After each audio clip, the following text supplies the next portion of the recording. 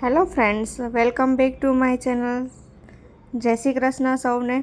તો અત્યારે અથાણાની સિઝન ચાલુ થઈ ગઈ છે, તો બધા અલગ અલગ અથાણા બનાવતા હોય. તો આજે હું તમારી સામે નવું જ અથાણું લઈને આવી છું, કેરી લસણ આદુ મરચાંવાળું અથાણું. જે તમે પહેલાં ક્યારેય નહીં ખાધું હોય તો આ અથાણું છે એ મારા સાસુ વર્ષોથી બનાવે છે અને અમારા ઘરમાં બધાને આ અથાણું ખૂબ જ ભાવે છે. તો આ રેસીપીને તમે પણ એક વખતથી જોઈ લો અને શીખી લો. તો આ બનાવશો તો 100% બધાને ઘરમાં ખૂબ જ ભાવશે. તો તમે જોઈ શકો છો કે અથાણું બનાવવા માટે કાચી કેરી લીધી છે અને તેને આવી રીતે સાવ નાના નાના પીસ કરી લેવાના છે. તો આ અથાણું મમ્મી બહુ જ સરસ બનાવે છે, જે મારા સાસુ છે.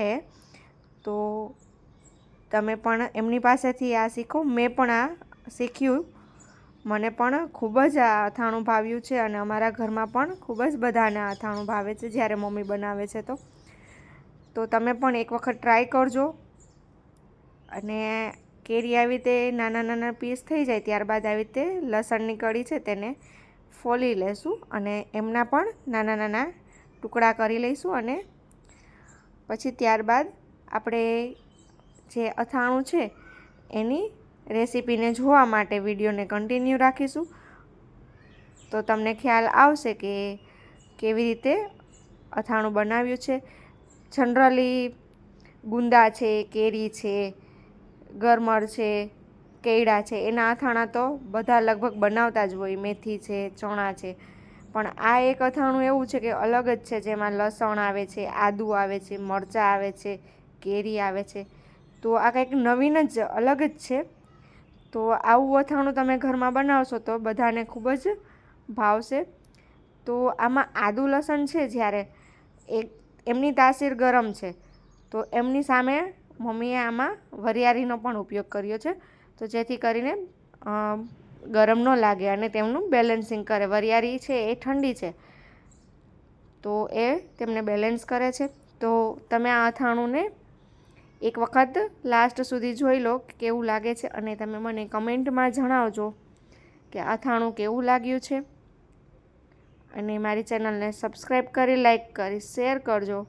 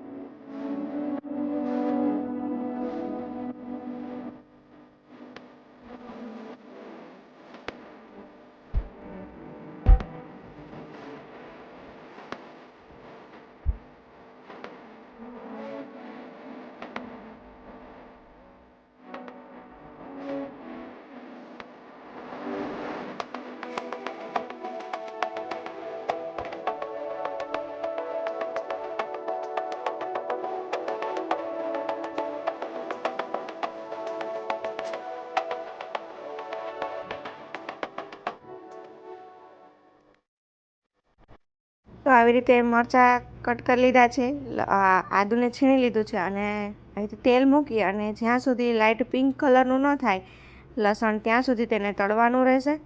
તો જુઓ તમે આવી રીતે લાઇટ પિંક કલર થઈ ગયું છે, તળાઈ ગયું છે, ત્યાર પછી તેમનો મસાલો બનાવી લઈશું. તો તેમાં તીખા છે, રાઈના કુરિયા છે, મેથીના કુરિયા છે, હળદર, મીઠું એ બધું એડ કર્યું છે.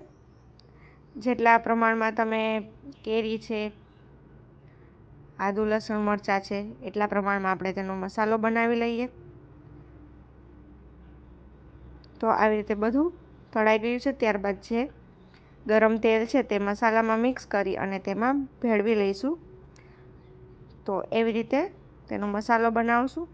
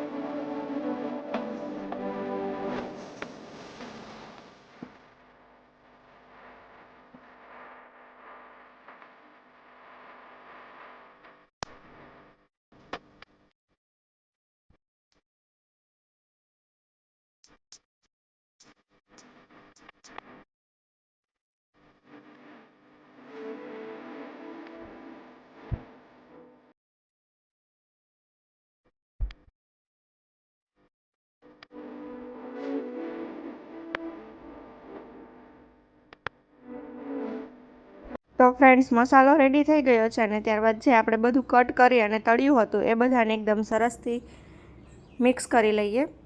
તો જુઓ, ખૂબ જ સરસ લાગી રહ્યું છે દેખાવમાં, તો ટેસ્ટમાં પણ ખૂબ જ સરસ છે. અમારા ઘરે બધાને ખૂબ જ ભાવે છે. તો તમે લોકો પણ એક વખત આ વિડીયોને કન્ટિન્યુ રાખી અને આ રેસીપીને જરૂરથી ટ્રાય કરજો. તમે મારી ચેનલમાં રેસીપી છે, વ્લોગ્સ છે, ટિપ્સ છે, એ બધું જ જોઈ શકશો. તો તમે મારી ચેનલને સબસ્ક્રાઈબ કરવાનું ભૂલતા નહીં. તો જલ્દીથી ફ્રેન્ડ્સ સબસ્ક્રાઈબ કરી, લાઇક કરી, શેર કરો અને કમેન્ટમાં જણાવો કે તમને આ રેસીપી કેવી લાગી છે.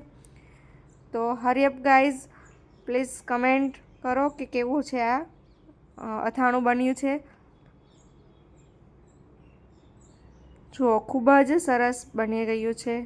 દેખાવમાં પણ ખૂબ જ સરસ લાગી રહ્યું છે. તેનો ટેસ્ટ તો ખૂબ જ સરસ છે. તો અથાણું બનીને રેડી થઈ ગયું છે. તો તેને આપણે એક જારમાં ભરી લઈએ.